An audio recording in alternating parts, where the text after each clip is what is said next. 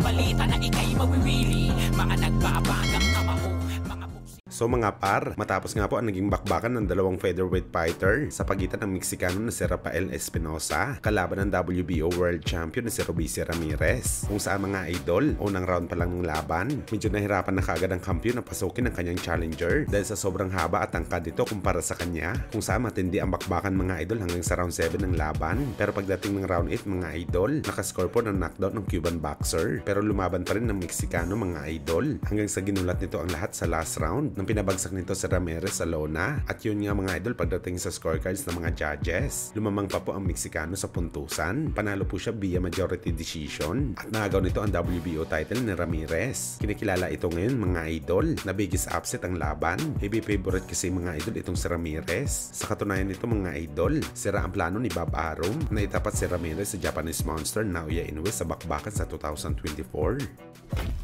Sa kabilang banda naman mga idol, matapos nga po mga idol makuha ni Magsayo ang kanyang panalo sa kanyang comeback fight via brutal knockout kontra kay Abilar, kaagad naman po mga idol nagbigay ng mensahe si Magsayo sa kanyang kalaban. Ayon kay Magsayo mga idol, pinapanalangin niya daw si Abilar na maging okay lang ito dahil boxer lang po sila mga idol, pero sa labas ng ring brothers pa rin daw sila. Lumalaban daw sila mga idol para sa kanilang pamilya at bansa. Well, lubang napakadelikado naman talaga mga idol ang nangyari kay Abilar. Muntik na talaga ito mga idol. Sa katunayan nito, lumabas pa ito sa ibabaw ng boxing ring na naka-stretcher. Pag ganito mga idol, ibig sabihin lang, malaki talaga ang naging tama ng isang boxer. Samantala matapos nga po mga idol ang big win ni Magsayo, binati siya kagad ni Manny Pacquiao sa pamamagitan lamang ng emoji. Animoy nagulat talaga si Pacman sa brutal knockout ni Magsayo. At kaagad naman po mga idol nagpasalamat si Magsayo kay Pacman at syempre sa MP Promotion President Sean Gibbons.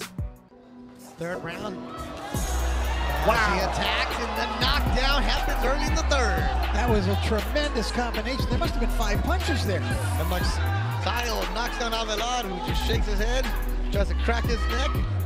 Baby Janelle watching in Corona, looking at Magsayo, trying to get a knockout here in the third. La Casa de Arces is ready. Carlito from Aguascalientes. He's tough though. He's been down this road before. Magsayo just flew in there throwing punches. He's attacking. Carlito needs to move.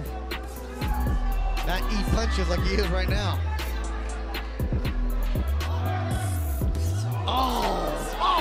Magsayo. And Carlito answers with the left. This dude is tough. He does not want to trade with Magsayo. Oh! A huge KO! Magsayo has knocked down Carlito